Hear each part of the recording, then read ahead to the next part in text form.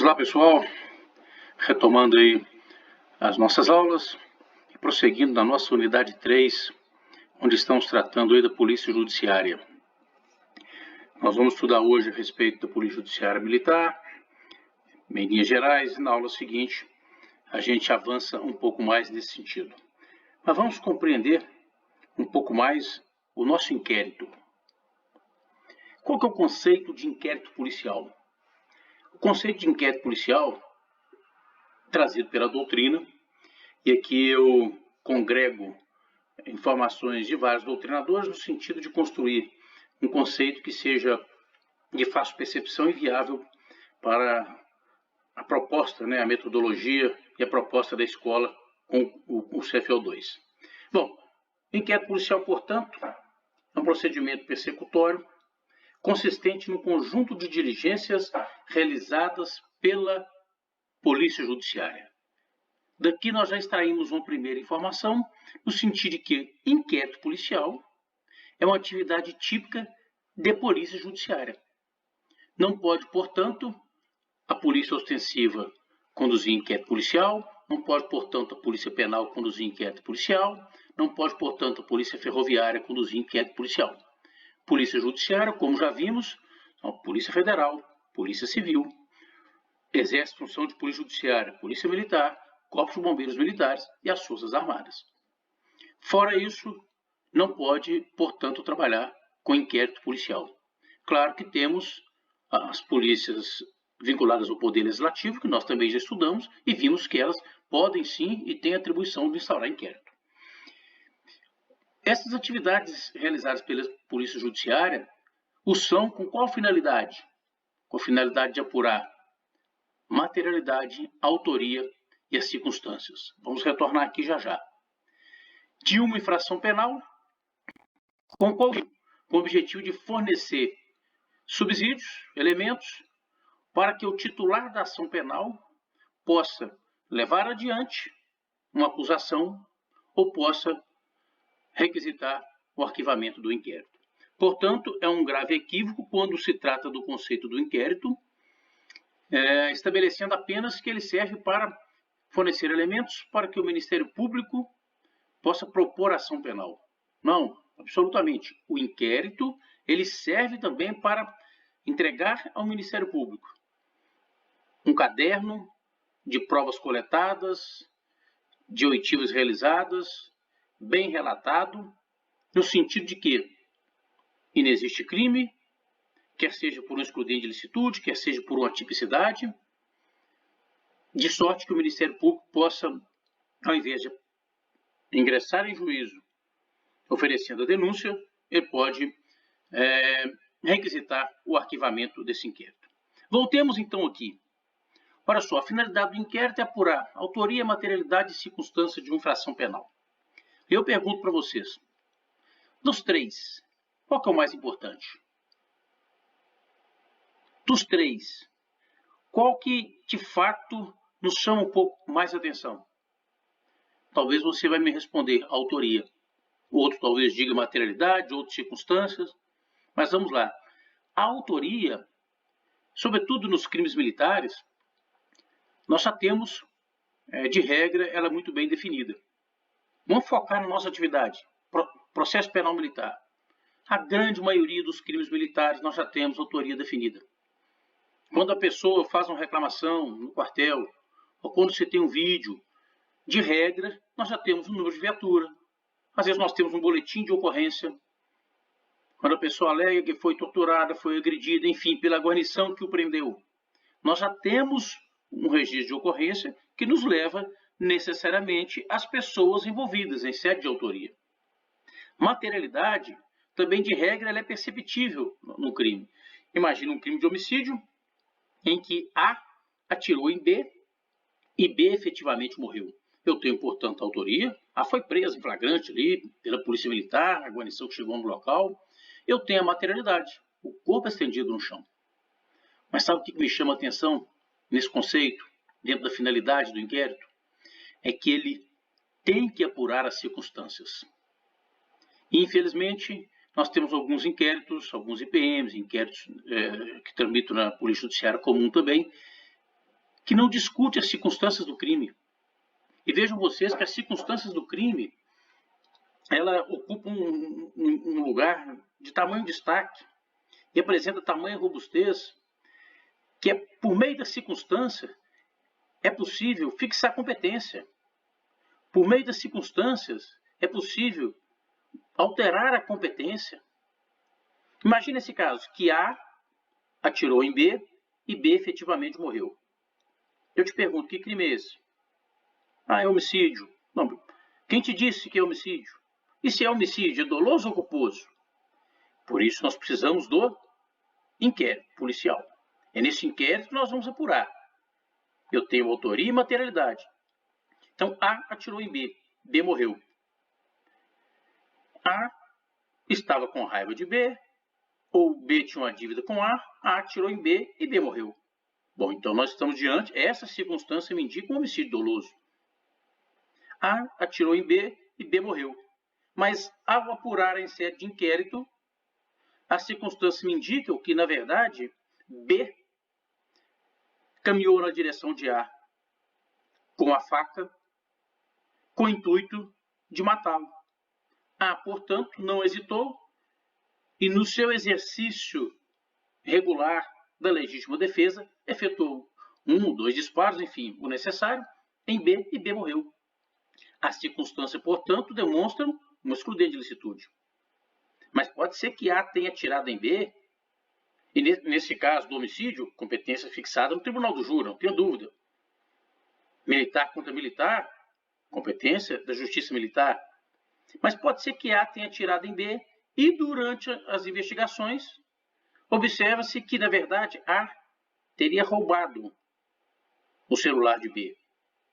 E B teria resistido, no sentido de entregar a res furtiva. Portanto, A atirou em B com o objetivo de subtrair o aparelho celular ou de manter consigo a posse do aparelho celular. Olha, essa circunstância, apurada no curso de um inquérito policial, alterou, inclusive, a competência. Para além de esclarecer o crime, alterou a competência. Já não estamos mais diante da competência do tribunal do júri, e sim diante da competência do juiz, da vara X, em razão do crime contra o patrimônio. Portanto, não deixem de compreender isso aqui, de estudar, porque isso aqui, de fato, é um conteúdo muito importante dentro da nossa disciplina. O inquérito policial tem por fim apurar autoria, materialidade e circunstâncias. Lembrando que as circunstâncias, ela, de fato, tem o condão de, uma vez definida a autoria e a materialidade, tem o condão de, inclusive, definir a competência para o processo de julgamento. Ficou claro? Bacana? Vamos adiante. E aí, o inquérito policial. O nosso inquérito policial, ele tem um caráter instrumental. E o que significa esse caráter instrumental? É que o nosso inquérito, ele guarda relação com a sua finalidade. E qual que é a finalidade dele? Acabamos de ver aqui. Ele se destina ao esclarecimento de fatos que, numa primeira análise, constituem infração penal. Por que eu digo numa primeira análise? Porque, senão, não justificaria o inquérito. Se eu já tenho tudo apurado, a infração penal já tem autoria, materialidade e circunstância. Ok, o Ministério Público oferece a denúncia. Quando eu digo numa primeira análise, é porque a autoridade policial precisa ter um mínimo de lastro para instaurar o inquérito. Nós veremos isso mais adiante. O inquérito, dentro dessa lógica de um caráter instrumental, ele é uma peça que, na sequência dos atos, funciona como um suporte. Um suporte para que o titular da ação penal possa propô-la ou não. E quando eu digo titular da ação penal, não é só o Ministério Público. Nas ações penais de natureza privada, o ofendido ou seu representante legal é o titular da ação penal. Nós vamos estudar isso mais adiante também. O inquérito, ainda dentro dessa lógica, desse caráter instrumental, ele tem uma dupla função. Uma função preservadora e uma função preparatória. Observe que, dentro dessa lógica de uma função preservadora, uma investigação policial, antecedendo a ação penal, ela resguarda a liberdade e outros direitos de pessoas inocentes. resguarda, portanto, e preserva direitos fundamentais que nós estamos discutindo desde a nossa primeira aula. E, de igual modo, ela desonera o Poder Judiciário de processos criminais dispendiosos. Funciona, portanto, como um filtro entre o fato e o processo penal. Então, a sua função preservadora. E tem também a sua função preparatória, porque as provas coletadas e acauteladas nessa fase da investigação, elas são fundamentais para que o titular da ação penal ingresse em juízo ou para que ele proponha, requisite o arquivamento. Observe que essa função preparatória, ela tem como destinatário o Ministério Público, o ofendido ou seu representante legal. Sem o inquérito policial, muitas destas provas certamente se perderiam nessa longa trajetória entre a prática do fato e o processo criminal. Algumas das perícias só são possíveis de serem realizadas quase que no calor dos fatos. Algumas das provas precisam ser coletadas de forma mais rápida e o processo criminal ele acaba demorando um pouco mais. Portanto, dupla função, preservadora e preparatória. E aí eu pergunto a vocês, qual é a natureza jurídica do nosso inquérito policial? Ora, o inquérito policial ele tem natureza jurídica de administrativa. A natureza jurídica dele é de procedimento administrativo. Ele não é um processo administrativo. Por que ele não é um processo administrativo? Porque o processo administrativo, ao término, existe a possibilidade de uma imposição direta de sanção. O inquérito policial, ele pode resultar na imposição de uma sanção, mas no curso de um processo penal. Não como um resultado imediato da sua conclusão. E, de igual modo, por que ele é um procedimento administrativo e não um processo? Porque não existe uma relação jurídica estabelecida em termos de acusação e defesa. Ele é um procedimento flexível quanto ao seu andamento e precisa ser flexível, diferente do inquérito, diferente, desculpe, do processo. O inquérito ele tem esse caráter mais flexível. Qual prova a ser produzida? Qual o melhor momento? É o momento de buscar interceptação telefônica ou é quebra de sigilo telefônico? É o momento de promover a reprodução simulada dos fatos ou isso é desnecessário? É o momento de ouvir qual das testemunhas? Não existe uma lógica para você ouvir a testemunha A ou B. A autoridade policial, quer seja polícia judiciária comum ou polícia judiciária militar, é que vai trabalhar esse caminho, esse andamento do inquérito, a fim de se apurar a autoria, materialidade e circunstâncias da infração penal. Ainda mais, dentro dessa lógica de peça de informação, né, da sua natureza jurídica, ou seja, ele é um procedimento administrativo e, portanto, uma peça de informação. Nós discutimos na aula passada algumas questões relacionadas a vícios, né, durante a investigação. E olha, os vícios, porventura, observados no curso do inquérito, eles não contaminam o processo. Isso é fato. Porque, superada essa fase pré-processual, oferecida a denúncia, essas provas serão submetidas ao crivo do contraditório e da ampla defesa em juízo. Mas isso não significa que irregularidades havidas no curso da investigação devam ser desprezadas, absolutamente. Essas irregularidades precisam ser questionadas. Isso não significa que a prova obtida por meios ilícitos no curso do inquérito, essa prova será aproveitada. Não, ela foi obtida por meio ilícito, essa prova precisa ser desprezada. Isso não significa que uma investigação policial, um inquérito policial conduzido por uma autoridade que padece de atribuição para tal, deva ser ignorado.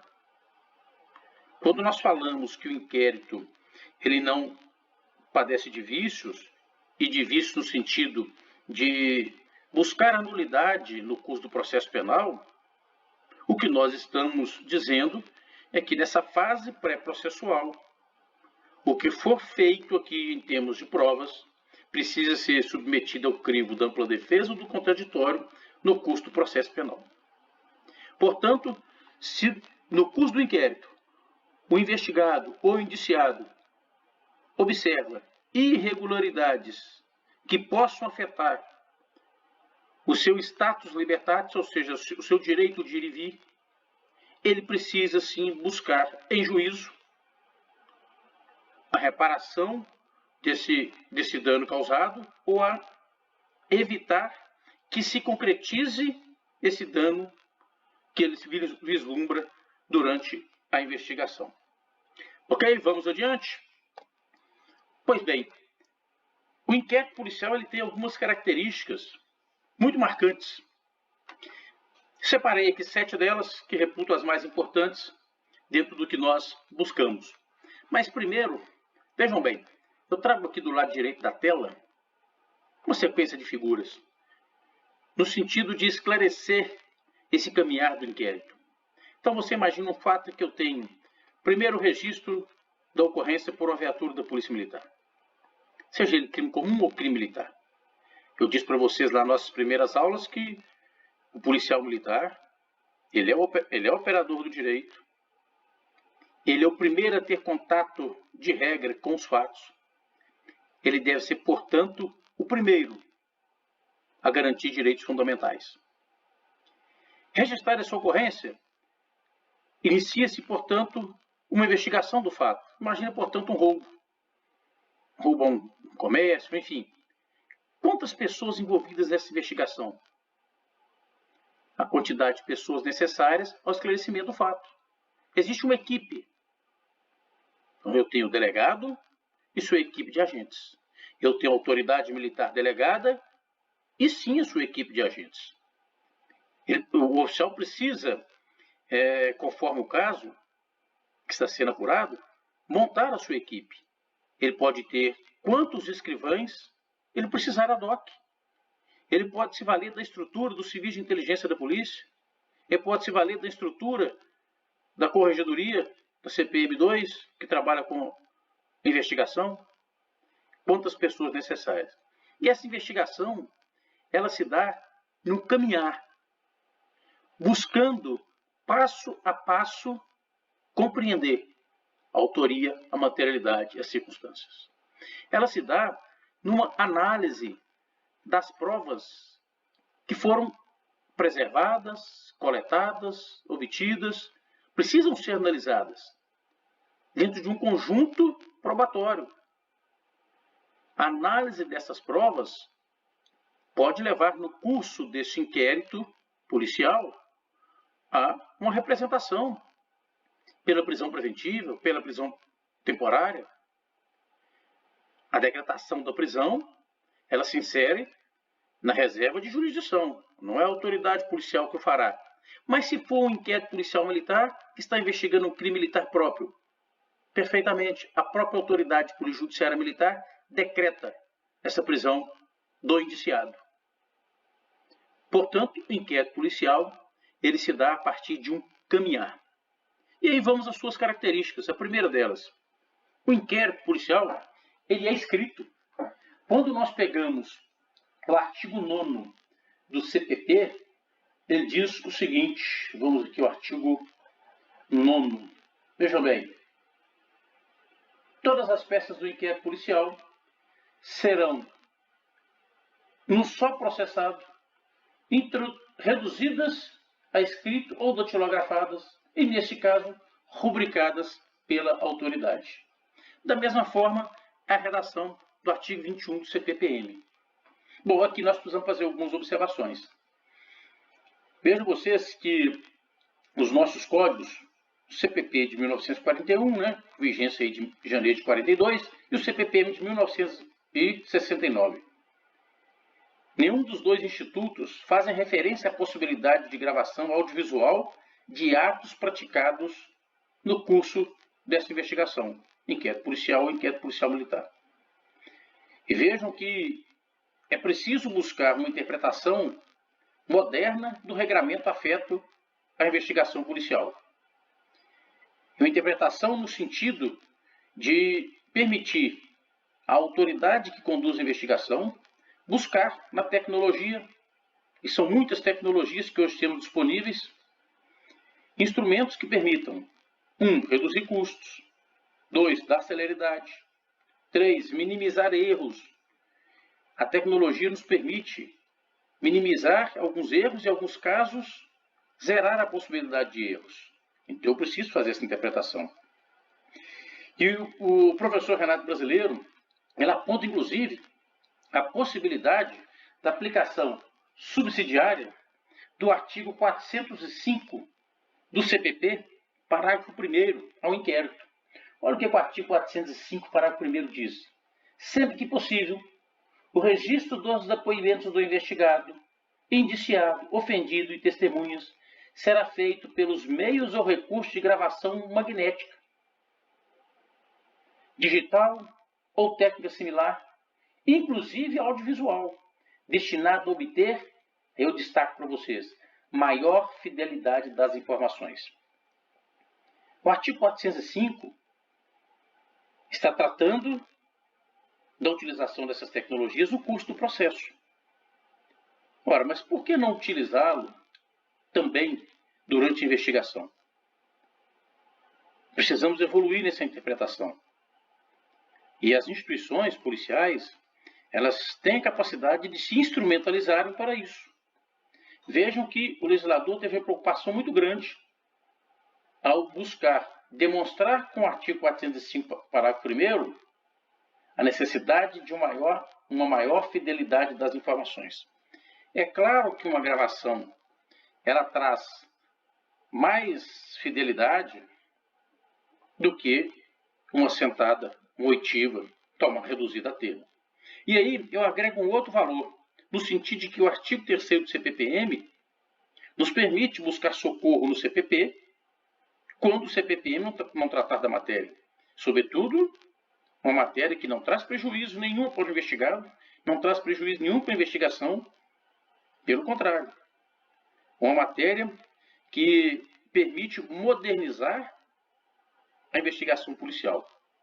Portanto, o artigo 405, parágrafo 1º, precisa ser aplicado a partir de uma interpretação moderna dos institutos que regulam a investigação policial, quer seja inquérito policial, quer seja inquérito policial militar. Uma outra característica, oficiosidade. Oficiosidade, que ela nos traz a informação de que o inquérito é instaurado de ofício, na ação penal pública incondicionada. Nós vamos estudar isso ainda mais adiante, ainda hoje. Na ação penal pública incondicionada está lá no artigo 5º, inciso 1 do CPP, e está lá no artigo 10 do CPPM. Eu vou fazer a leitura para vocês do artigo 10 do CPPM, depois vocês leiam do CPP. Olha só o que diz o artigo 10. O inquérito policial é iniciado mediante portaria A, de ofício, pela autoridade militar em cujo âmbito de jurisdição, e nós já falamos que jurisdição aqui é uma tecnia, né? Ou comando haja ocorrido a infração penal.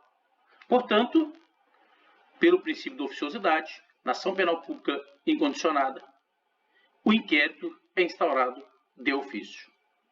Outra característica dele é a oficialidade. O inquérito ele é desenvolvido, conduzido por órgãos oficiais. É o que extraímos lá do artigo 144, quando falamos das instituições ou órgãos que têm atribuição de polícia judiciária. Lá nós temos a Polícia Federal, a Polícia Civil, a Polícia Militar, os Corpos de Bombeiros militares. E, claro, incluímos aqui a Polícia Judiciária desenvolvida pelas Forças Armadas, que não estão no 144, mas têm atribuição. E no nosso caso específico de Minas Gerais, a situação da Polícia Militar e do Corpo de Bombeiros, prevista lá no artigo 142, inciso 3. Não pode, portanto, você resolver por sua conta, investigar formalmente, instaurar um inquérito, investigar alguém que está traficando, alguém que está roubando, enfim, alguém que está cometendo qualquer tipo de infração penal aí no seu bairro. Porque o inquérito policial ele é impulsionado pelo princípio da oficialidade. Um outro princípio importante é que o inquérito, princípio não, desculpe, característica, é que o inquérito ele é dispensável. E aí nós temos o artigo 28 do CPPM. Vejam bem, o artigo 28 do CPPM diz o seguinte, vamos localizá-lo aqui, 28. O inquérito poderá ser dispensado sem prejuízo de diligências requisitadas pelo Ministério Público. E aí o próprio artigo 28 nos traz as situações em que é possível dispensar o inquérito. Quando o fato e sua autoria já estiverem esclarecidos por documentos ou outras provas, a própria sindicância. Se o encarregado da sindicância fizer uma sindicância bem feita, cotejar prova por prova, concluir. Na sindicância, o objetivo dela é concluir, é trabalhar a infração disciplinar. Mas se ele concluir pela prática de crime, é desnecessária a instalação de inquérito. O inquérito, portanto, é dispensável. Quando nós pegamos lá no CPP, veja bem aqui, o artigo 12 do CPP, vamos lá, artigo 12 do CPP. Peraí. Só retornar aqui para facilitar, olha só. O artigo 12 do CPP, na mesma linha do CPPM, ele aponta que o inquérito policial acompanhará a denúncia ou a queixa sempre que servir de base a uma ou outra. Portanto, quando este inquérito não servir de base nem para a denúncia na ação penal pública, nem para a queixa na ação penal privada, esse inquérito é, portanto, dispensável. Na mesma toada, veja o artigo 27 do CPP. Qualquer pessoa do povo poderá provocar a iniciativa do Ministério Público nos casos em que caiba ação penal pública, fornecendo-lhe, por escrito, informações sobre o fato, a autoria, indicando tempo, o lugar e os elementos de convicção. Vejam bem que o artigo 27, ele permite que o cidadão possa saltar a atividade policial e já tendo autoria, materialidade e circunstâncias, veja bem como é que o legislador trata as circunstâncias. Olha, informações sobre o fato, a autoria, ou seja, materialidade, autoria, e indicando tempo, lugar e os elementos de convicção. São circunstâncias. Nesse caso, o inquérito será dispensável. E eu deixo para vocês a leitura obrigatória dos artigos 39, parágrafo 5º, 46, parágrafo 1º também do CPP. Uma outra característica do inquérito é que ele é sigiloso. E é uma característica interessante que a gente precisa discutir e ampliar um pouco também essa discussão. Vejam vocês aqui o artigo 20. Artigo 20 do CPP. A autoridade assegurará no inquérito o sigilo necessário à elucidação do fato ou o exigido pelo interesse da sociedade. O inquérito, portanto, é sigiloso. Quando nós vamos lá no artigo 16 do CPPM, depois vocês comparem, abram os dois e comparem. O nosso código é de 1969. Muitas pessoas, por desconhecê-lo, criticam, apontam a existência de um cunho muito autoritário, ditatorial. Mas vejam bem, olha o que o artigo 16 diz. O inquérito é sigiloso, mas seu encarregado pode permitir que dele tome conhecimento o advogado indiciado. Olha, nós vamos fazer a leitura aqui da súmula número 14. Em 1969, o nosso código já trazia de forma expressa que ele é sigiloso, mas o defensor, o advogado daquele militar que figura na condição de indiciado, tem direito, e esse poder aqui do artigo 16 é um poder-dever, ele tem direito de ter acesso às provas e aquilo que já foi produzido, documentado, encadernado, no sentido de que o inquérito é um caderno inquisitivo. O inquérito, nesse sentido de sigilo, nós estamos tratando do segredo externo. Ou seja, ninguém pode ter acesso a essas informações, senão perde a lógica da investigação. Muito embora, por vezes, nós assistimos no jornal uma oitiva que ocorreu na parte da manhã, à noite, uma fonte, enfim, acaba disponibilizando isso para a imprensa. Salvo os casos em que a justiça assim o faz, né? Nós temos um inquérito que tramita no STF, o STF disponibilizou algumas informações do inquérito, como, por exemplo, aquele vídeo lá da reunião ministerial, para que fosse divulgado. E nós temos, além do segredo externo, nós temos o segredo de justiça. O segredo de justiça, ele não se confunde com esse sigilo legal. O segredo de justiça se dá por determinação judicial, quando a autoridade policial, comum ou militar, representa nesse sentido, ou quando o Ministério Público o requer, no sentido de quê? De preservar algumas situações. Por exemplo, uma investigação que envolve menor.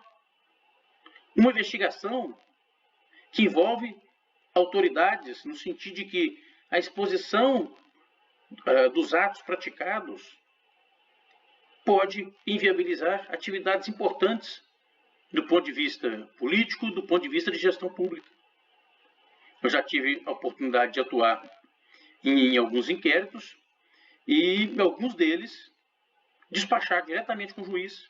E a nossa instrução de corregedoria 02 de 2014, ela é taxativa no sentido de que cabe a você, autoridade militar delegada, despachar com o juiz. E é despacho pessoal. É sair da sua unidade, comparecer lá na Justiça Militar, agendar com o juiz e despachar com ele a sua demanda. Eu atuei numa investigação em que havia uma vinculação muito grande com órgãos de comunicação. Então tinha blogs, sites de um modo geral, e chegamos ao entendimento de que corremos o risco de ouvir uma pessoa na parte da manhã e à tarde isso tudo está disponível. Porque a pessoa que é ouvida, ela tem direito de levar consigo uma cópia da sua própria oitiva. Portanto, o segredo de justiça não se confunde com o sigilo do inquérito. E aí, nós precisamos evoluir um pouco mais. No sentido de que deixar de observar esse segredo, esse sigilo, esse segredo externo, ou o próprio segredo de justiça, constitui crime. Anotem para vocês fazerem a leitura. Artigo 325 do Código Penal, artigo 10 da Lei 9296 de 1996 e o artigo 230 do Código Penal Militar. Crime relacionado com a violação de dever funcional, de revelar segredo daquilo que ele não poderia revelar. Portanto, você, tenente, responsável por inquérito, autoridade militar delegada, o escrivão designado por você, as pessoas que trabalham com você nesse inquérito, são obrigadas a guardar esse sigilo. Não por capricho, mas porque a lei diz que o inquérito é sigiloso. E aí, meus amigos, vamos ao Estatuto da OAB. Bom, nós vimos que no CPPM, artigo 16, diz que ele é sigiloso, mas o advogado do indiciado tem direito de ter acesso a esse inquérito. Quando nós pegamos o Estatuto da OAB, que é a Lei 8906 de 1994, e aí vocês anotem, artigo 7º, incisos 14, 21, parágrafo 1º e parágrafo 12. Vou fazer a leitura, mas vocês precisam fazer essa leitura novamente quantas vezes forem necessárias. Vejam o artigo 14. Diz o seguinte: o artigo 7º está tratando são direitos do advogado. Inciso 14. Examinar, em qualquer instituição responsável por conduzir investigação, mesmo sem procuração, autos de flagrante e de investigação de qualquer natureza, findos ou em andamento, ainda que conclusa a autoridade, podendo inclusive copiar peças e tomar apontamentos em meio físico ou digital. É claro que se essa investigação tramita com a chancela do segredo de justiça, é preciso demandar em juízo esse acesso. É preciso procuração, uns autos.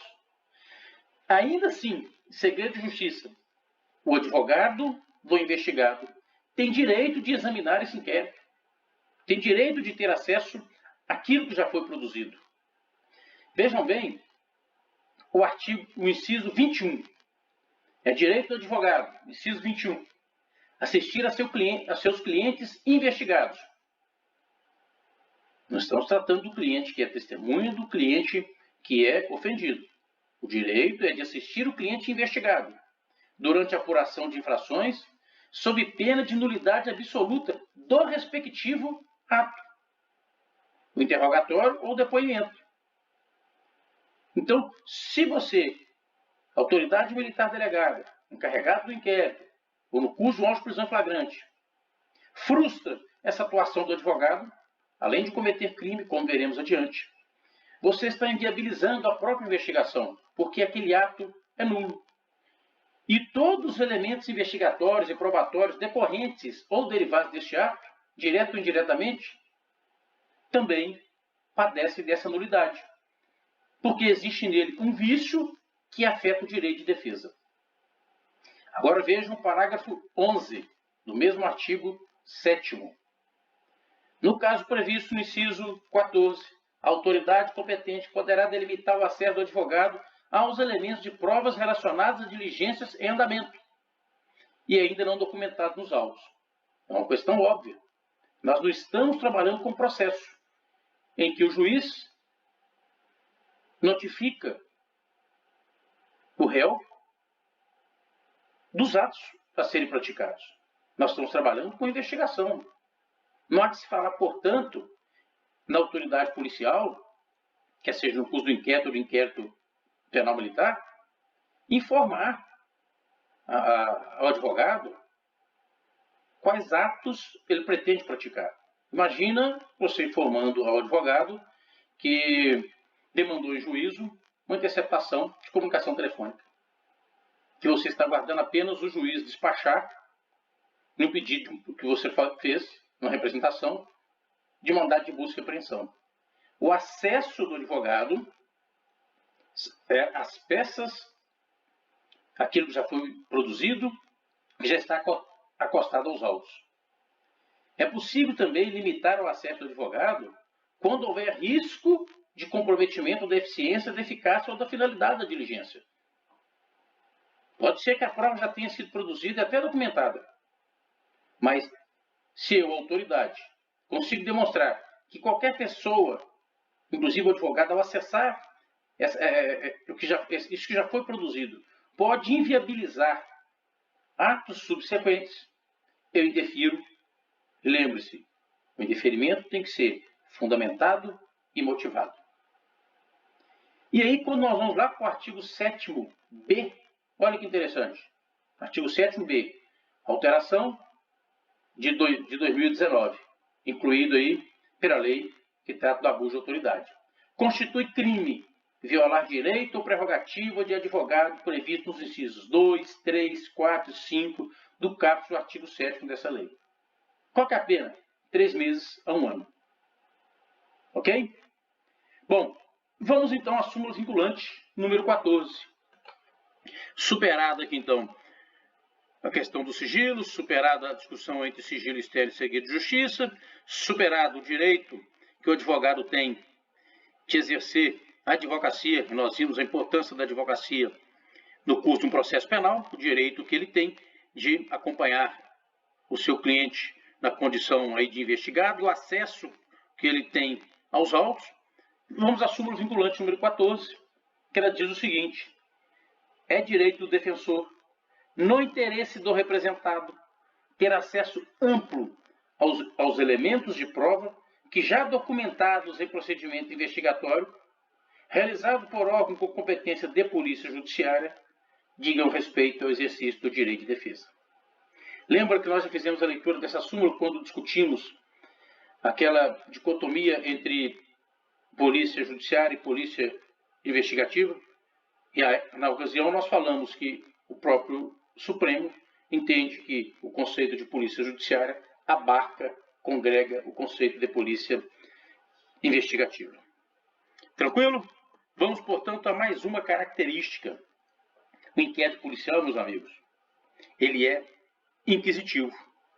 Sabe o que isso significa? Quando nós vamos lá no artigo 14 do CPP, ele diz o seguinte: o ofendido, ou seu representante legal e o indiciado poderão requerer qualquer diligência que será realizada ou não a juízo da autoridade que está conduzindo a investigação. Nós temos uma decisão do STJ, depois eu até disponibilizo para vocês, que determina a autoridade policial que cumpra uma diligência requisitada pela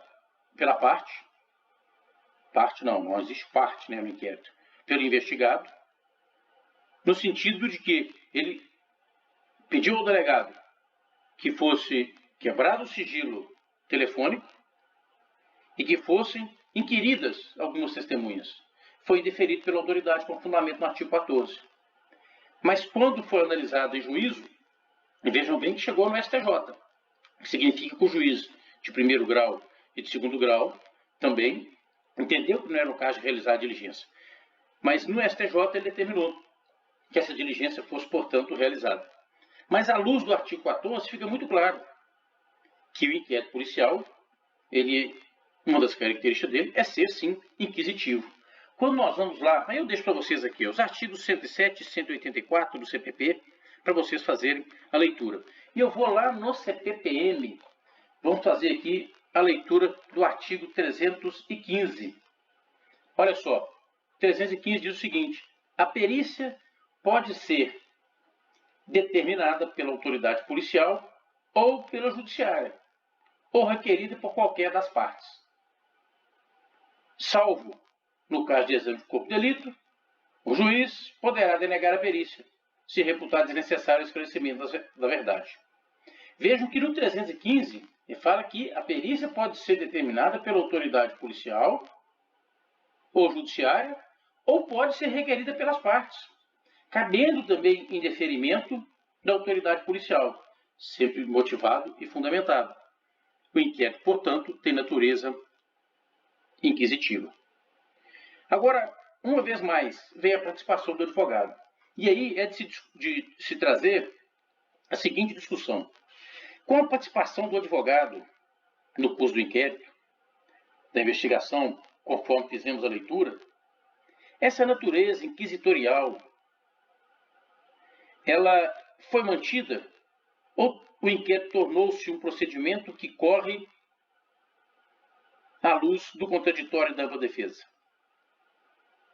Será que o fato de o advogado participar nos termos definidos pela lei, será que isso desnatura essa característica do inquérito de ser inquisitivo? Parte da doutrina entende e defende que hoje o inquérito policial e o inquérito policial militar, com a participação do advogado,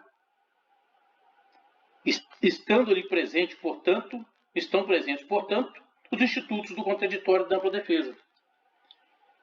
E quem entende dessa forma, busca ancorar esse entendimento no artigo 7º, parágrafo 11 do Estatuto da OAB. Uma outra parte entende que continua, sim, sendo um procedimento inquisitorial. Eu comungo e me filio para essa corrente que entende que continua sendo um procedimento inquisitorial. Por quê? Porque ele não é um processo. Ele continua sendo um procedimento de natureza administrativa, pré-processual, que tem por fim fornecer ao titular da ação penal subsídios para prosseguir em juízo ou não.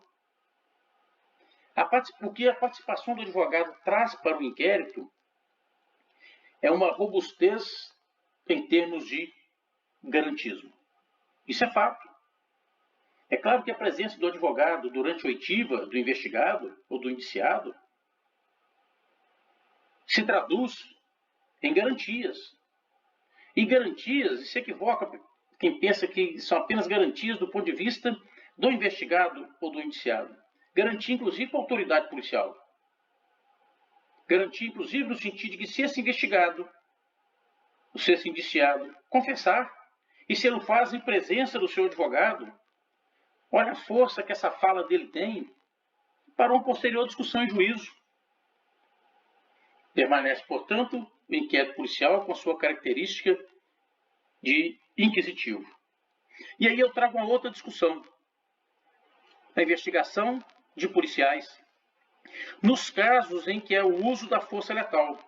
E aí quando nós pegamos lá, vamos ler aqui primeiro no CPT, artigo 14A. Olha só, o artigo 14A diz o seguinte: nos casos em que os servidores vinculados às instituições dispostas no artigo 144 figurarem como investigados em inquéritos policiais militares e demais procedimentos extrajudiciais, cujo objeto for a investigação de fatos relacionados ao uso da força letal.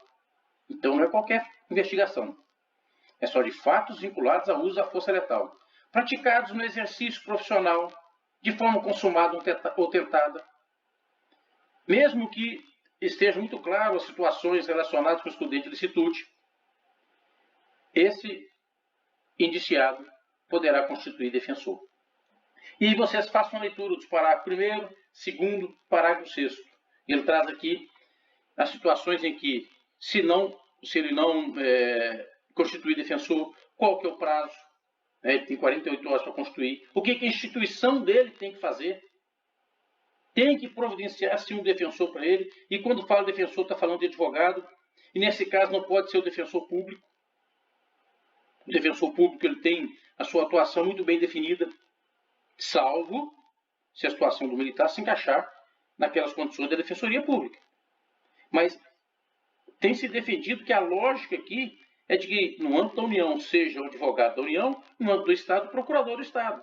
E a nossa AGE já está se estruturando no sentido de atuar nessas investigações, acompanhando e promovendo a defesa do policial militar. Mas não é em qualquer tipo de investigação. Da mesma forma, é a redação do artigo 16A, que diz o seguinte, vamos só localizar aqui, 16A. Nos casos em que servidores das polícias militares, dos corpos de bombeiros militares, figurarem como investigados em inquéritos policiais e demais procedimentos extrajudiciais, cujo objeto for a investigação de fatos relacionados com o uso da força letal, praticado no exercício profissional. Não quer dizer que você está de serviço, mas praticado no exercício da função, de forma consumada ou tentada, mesmo que amparado inicialmente por excludente de licitude, ele poderá constituir um defensor.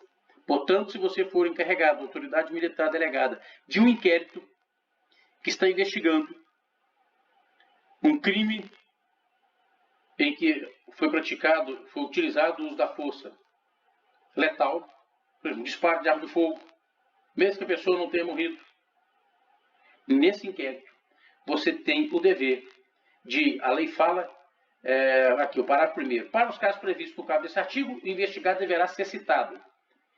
O termo citado é um termo equivocado. A citação ela tem por fim dar início à relação processual criminal, no sentido de que o juiz, a jurisdição, informa, e mais do que informa, chama essa pessoa que foi denunciada para a relação processual. O termo correto aqui, que você tem que fazer, quando estiver conduzindo o inquérito, é notificar. Não é intimação, se intima de ato já praticado, é notificar para a prática de um ato. Ok? Faça a leitura, portanto, do artigo 16A e faça a leitura, portanto, do artigo 14A, 16A do CPPM, 14A do CPP. Vamos lá. Sua última característica, indisponibilidade. E aí, quando nós pegamos o artigo 24 do CPPM, ele diz o seguinte, veja bem, a autoridade militar não poderá mandar arquivar autos de inquérito, embora conclusivo da inexistência de crime ou da inimputabilidade do indiciado. Vejam vocês que é preciso fazer uma investigação preliminar, e nós o fazemos por meio do RIP, antes de instaurar o inquérito. Porque, uma vez instaurado esse inquérito, ele não pode ser arquivado pela autoridade policial. O comandante, e nós já vimos que ele é autoridade judiciária, ele não pode arquivar o inquérito, como ele faz com a sindicância, como o comandante regional faz com o PAD. Instaurado o inquérito, ele precisa seguir seu curso. Então, nós pegamos o artigo 17, lá do CPP, a mesma coisa. A autoridade policial não poderá mandar arquivar autos de inquérito. Como que vai funcionar, ou como que funciona, portanto, esse arquivamento? Já já eu vou falar da alteração que nós tivemos, lá do artigo 28, vou fazer a leitura com vocês aqui. Mas como que funciona, então? Você relatou seu inquérito, apontando que a conduta se amolda a uma das excludentes de licitude, ou que ela é atípica, ou que não há crime, remete para a Justiça Militar. Quando eu falo Justiça Militar, o destinatário é o Ministério Público, mas é porque ele recebe o número, o correto é direto para o Ministério Público. O Ministério Público, ao analisar, ele pode requisitar diligências complementares. Retorna, portanto, para você com prazo. Ele pode oferecer a denúncia, se já tiver ali os elementos necessários para a propositura da ação penal. Ou ele pode requisitar o arquivamento. Quando ele requisita o arquivamento, quando ele requisita diligências complementares, não cabe o juiz indeferir, fazer juízo de censura nesse requerimento, porque o Ministério Público é o titular da ação penal. Quando ele oferece a denúncia, o juiz pode não receber a denúncia. E aí, cabe o procedimento próprio para o juiz, para o promotor, e resignado com esse não recebimento, discutir, nós vamos ver mais adiante qual é esse instrumento. Mas se o Ministério Público pugna pelo arquivamento, e o juiz entende que não é caso de arquivamento, o juiz tem de remeter para o Procurador-Geral de Justiça, que vai designar uma outra pessoa, um outro promotor, um procurador, para falar nesses autos. E se esse novo membro do Ministério Público insistir no arquivamento, o juiz é obrigado a arquivar o inquérito. E se esse novo membro do Ministério Público entender diferente do colega e oferecer a denúncia, o processo, portanto, caminha. Essa situação não se confunde com o arquivamento indireto do inquérito, que eu vou trazer ao final dessa unidade.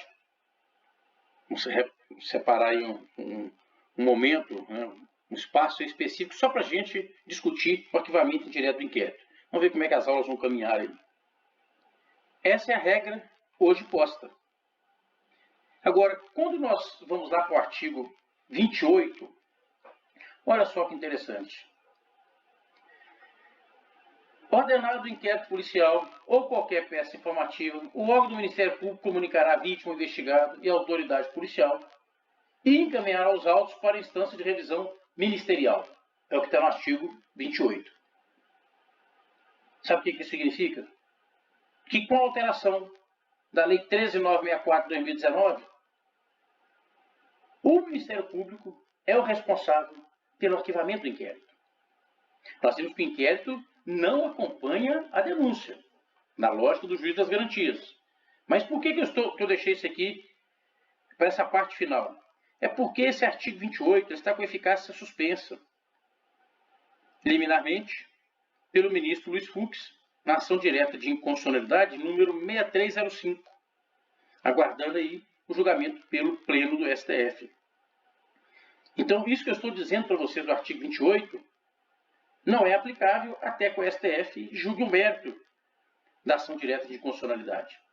O que vale hoje é que o juiz é que arquiva o inquérito, desde que o Ministério Público assim entenda.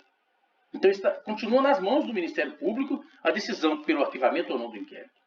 O artigo 28 diz o seguinte: a autoridade policial encaminha o inquérito do Ministério Público, porque ele que é o destinatário, enquanto titular da ação penal. E aí ele analisa. Se ele vê que não há razão para propor ação penal, pelos motivos, né, que ele assim compreender juridicamente, ele encaminha esse inquérito para uma instância recursal dentro do próprio Ministério Público, e o Ministério Público vai ter de se organizar nesse sentido, conforme a sua lei orgânica, e a partir desse momento, se essa instância concordar, o inquérito está arquivado. Mas nós vimos lá, quando discutimos o juiz das garantias, que quando a autoridade policial instaurar inquérito, tem que comunicar ao juiz.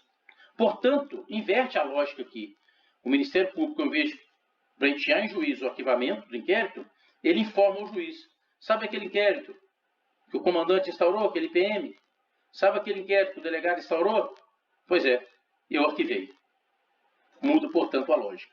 Só relembrando, portanto, que essa construção, ela prevista no artigo 28 do CPP, ela não foi replicada no CPPM. Nós temos até um grupo, se não me engano, discutindo isso em um trabalho. E nós vamos ter que discutir, com fundamento no artigo 3º do CPPM, a aplicação desse instituto do artigo 28. Não tenho dúvida nenhuma que ele será aplicado, porque isso aqui acaba consolidando o nosso sistema acusatório. Mas, por enquanto, está suspenso liminarmente pelo ministro Luiz Fux, como eu disse para vocês, na ADI 6305. Ok? Então, discutir as características do nosso inquérito policial. Observe que são características comuns ao inquérito policial conduzido pela Polícia Federal ou Polícia Civil e ao inquérito policial conduzido pela Polícia Militar, Corpo de Bombeiros e as Forças Armadas, no que diz respeito aos crimes militares. E aí, vamos falar um pouco da instauração desse inquérito.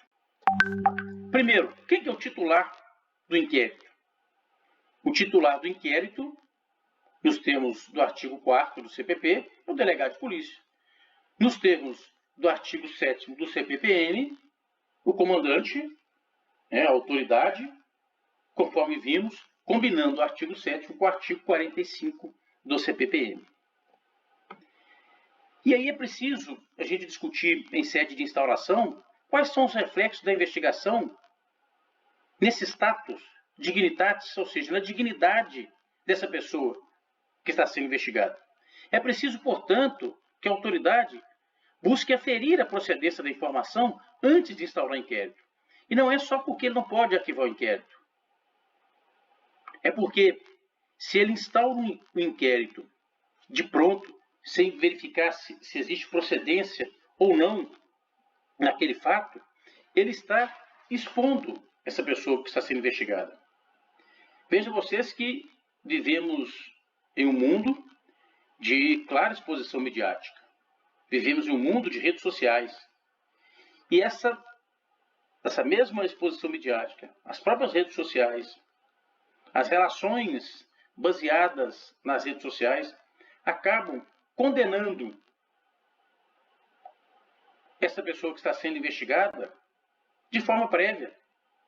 A instauração do inquérito, por si só, nas palavras do professor Aurélio Lopes Júnior, ela traz uma carga negativa. A instauração do inquérito, sem um lastro mínimo, como sustenta o professor Nestor Távola, ela expõe o investigado. É preciso, portanto, buscar essa procedência. E olha, tal qual ocorre no processo criminal, não se admitindo um processo sem que haja um mínimo de indício de autoria que possa lastrear essa instrução criminal em juízo, também não podemos admitir que seja instaurado o inquérito policial ou inquérito policial militar, sem que sejam demonstrados indícios mínimos da prática da infração penal, a fim de se evitar a exposição das pessoas de forma despropositada e descabida. Aliás, quando nós pegamos aqui o artigo 27 da Lei de Abuso de Autoridade, olha que interessante, anotem para vocês fazerem a leitura depois. Artigo 27 da Lei de Abuso de Autoridade, que é a Lei 13.869. Requisitar, instauração ou instaurar procedimento investigatório de infração penal, ou seja, aqui está tratando de inquérito ou de PIC, no âmbito do Ministério Público, e olha que não é só quem instaura, quem requisita, e quem tem poder de requisição aqui é o Ministério Público. Então, requisitar, instauração ou requisitar, instauração ou instaurar procedimento investigatório de infração penal ou administrativa em desfavor de quem? Em desfavor de alguém, a falta de qualquer indício da prática de crime, de ilícito funcional ou de infração administrativa. Vejam bem que o que a lei está criminalizando não é a instauração do inquérito, e sim a instauração desse inquérito ou a requisição dele, inexistindo indícios mínimos da prática do crime. Isso visa preservar, como acabamos de dizer, esse status de dignidade, essa dignidade característica de todos nós enquanto pessoas humanas. E aí, a pena de 6 meses a 2 anos. Agora, o próprio parágrafo único do artigo 27 diz que não há crime quando se tratar de sindicância, ou seja, para apurar infração administrativa, e a segunda parte do parágrafo único, ou de investigação preliminar devidamente justificada. Portanto, antes da instauração do inquérito policial militar. É praxe na Polícia Militar e também no Corpo de Bombeiros. E é uma boa praxe que visa preservar direitos, instaurar um relatório de investigação preliminar, que, na sua conclusão, pode indicar a necessidade da instauração de inquérito, porque esse relatório não se presta a investigar a infração penal. A infração penal é investigada, portanto, no inquérito policial. Ok? Um pouco mais adiante. Como que esse inquérito é iniciado? Bom, vai depender da ação penal.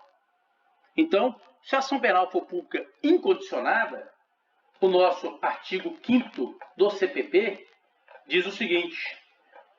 Olha, artigo 5º.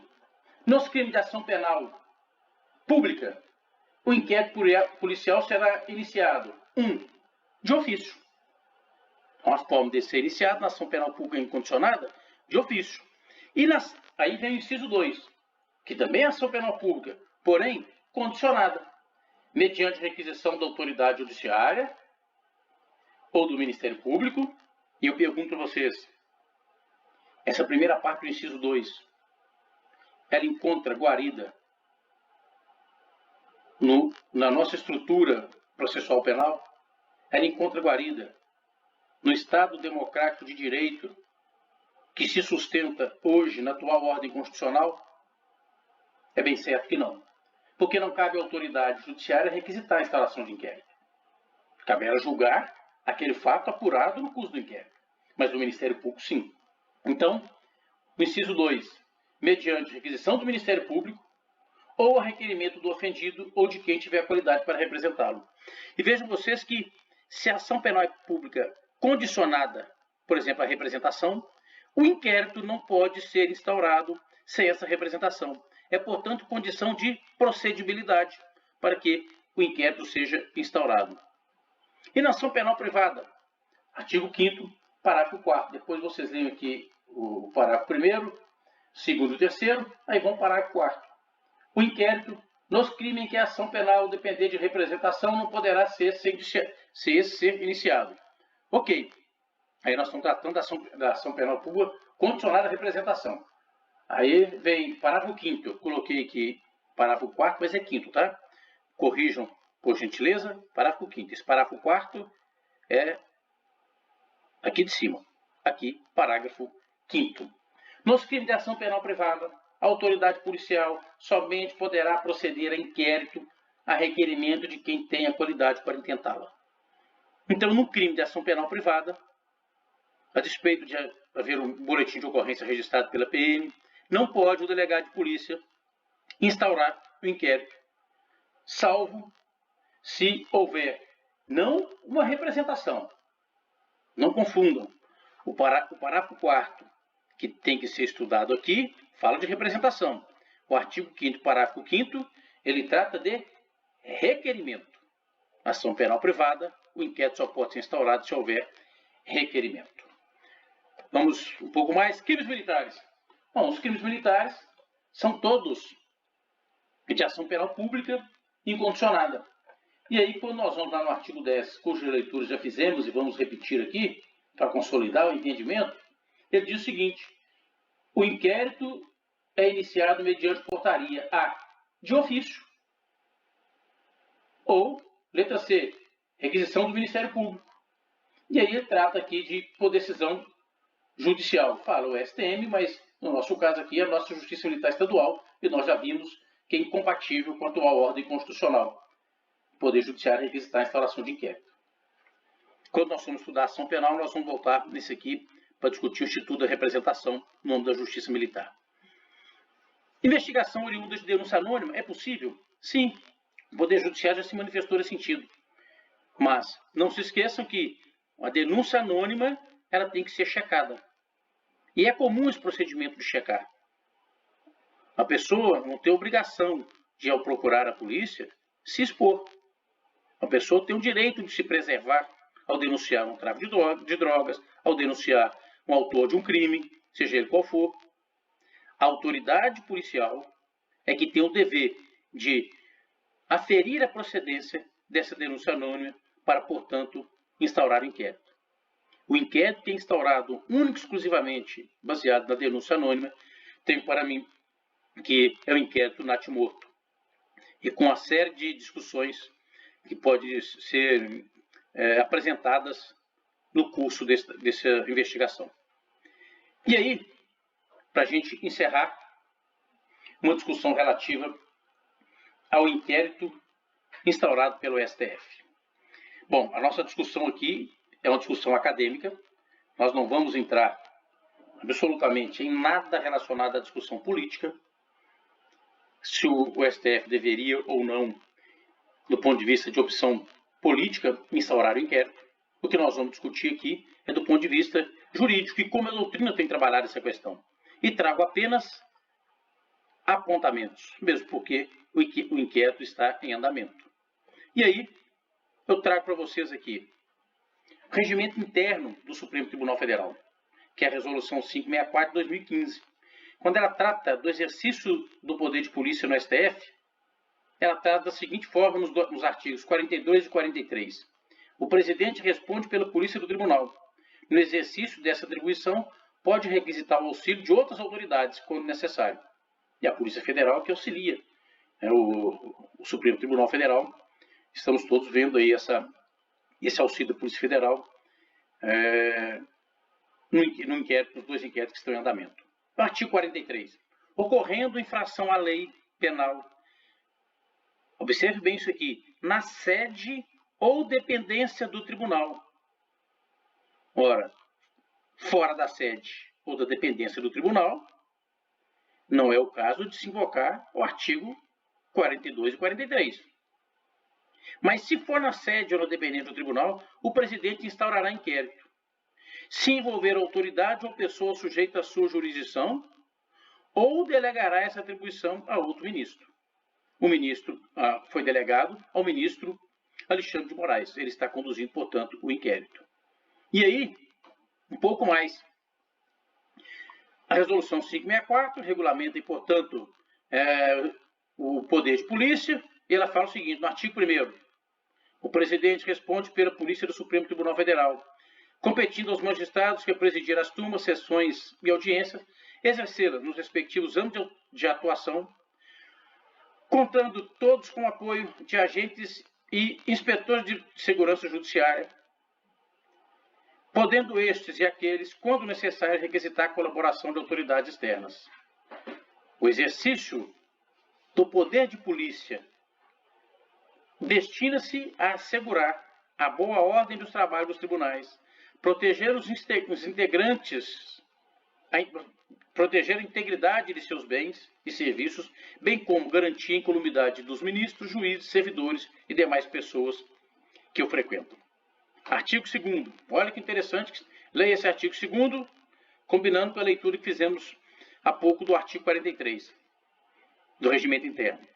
Ocorrendo infração à lei penal, na sede ou na dependência do tribunal, o presidente instaurará inquérito se envolver autoridade ou pessoa sujeita à sua jurisdição, ou ele delegará essa atribuição a outro ministro. E foi o que o presidente do STF fez. Mas olha só, eles têm que investigar fato praticado na sede ou na dependência do tribunal. Mas tem que envolver autoridade ou pessoa sujeita à sua jurisdição.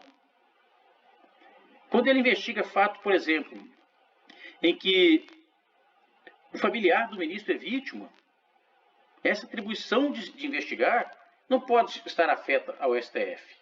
E aí eu trago para vocês, para quem ainda não viu, a portaria, portanto, de 2019, 14 de março, o presidente do Supremo Tribunal Federal, considerando que velar pela intangibilidade das prerrogativas do Supremo e dos seus membros é atribuição regimental do presidente, cita aqui o regimento interno, considerando a existência de notícias fraudulentas, denunciações caluniosas, ameaças e infrações revestidas de ânimos caluniantes, ou seja, crimes contra a honra, calúnia, difamação, injúria, que atingem a honrabilidade do Supremo e de seus membros familiares, resolve, com fundamento lá no artigo 43, que nós fizemos a leitura, instaurar inquérito.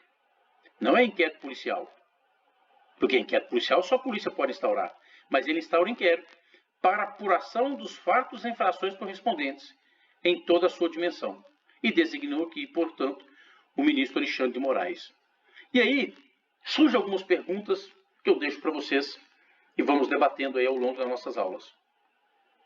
Qual o fato específico a ser investigado? Vejam bem, ele considera a existência de notícias fraudulentas, são as fake news. Denunciações caluniosas, ou seja, crimes contra a honra, ameaças, infrações. Tá, mas qual o fato específico a ser investigado? A investigação, ela tem que apontar o que ela vai investigar. Nós não temos nessa portaria fato específico a ser investigado. O objeto, de forma muito clara, é um objeto indefinido. Afronta essa portaria o sistema inquisitório, o sistema acusatório? Tem para mim que sim. Ela afronta. Por quê? Porque no sistema inquisitório, ela afronta essa dicotomia, né? Sistema inquisitório e acusatório. Porque isso é tipo do sistema inquisitório, em que o juiz investiga, o juiz acusa, o juiz julga. Ela afronta essa separação necessária que deve existir entre os dois sistemas. No sistema acusatório, nós temos uma separação muito clara. E não importa aqui se há previsão no regimento interno do STF. O que importa aqui é que o sistema acusatório, que se assenta lá no artigo 129.1 da Constituição, definiu de forma muito clara que o Ministério Público é o responsável por promover a ação penal. Lá no artigo 144 da Constituição, define os órgãos policiais com atribuição de investigação. Ao Poder Judiciário, a Constituição e a legislação infraconstitucional reservou a competência para julgar, a competência para decidir a respeito de restrições de direitos, a competência para autorizar que este ou aquele ato possa ou não ser praticado no curso de investigação. E aí eu citei para vocês o artigo 129 e a pergunta que nós já respondemos. É inquérito policial? Absolutamente. Não é inquérito policial. Não vou aprofundar nesse tema, esse inquérito ainda está em andamento, mas apenas, para concluir, terminar essa investigação, o que o STF tem que fazer? Bom, ele tem que encaminhar para o Ministério Público. E ele deparando com pessoas que não têm foro por prerrogativa de função, ou seja, não são julgadas originariamente do ponto de vista criminal no STF, isso vai ter que ser remetido para o promotor lá da vara X, Sabe o que pode acontecer? A defesa, né, o advogado, pode alegar de pronto que essa investigação não poderia ter sido conduzida pelo STF, por ferir o nosso sistema acusatório, por encontrar amparo num sistema inquisitório já superado, que o fato específico a ser investigado não consta na portaria, que o objeto é indefinido. Sabe o que pode acontecer? O Ministério Público pode também, de ofício, entender dessa forma e não oferecer denúncia. Olha que imbróglio, olha que situação. Se envolver autoridade com foro por prerrogativo de função, o procurador-geral também pode chegar a essa mesma conclusão e não oferecer a denúncia. Pode ocorrer, portanto, deste inquérito, desta apuração, não ir além de uma portaria, de uma série de atos auxiliados pela Polícia Federal. Vamos aguardar como que essas questões vão caminhar e acompanhar, porque é importante para nós no estudo do processo penal. E aí, meus amigos, bons estudos para vocês.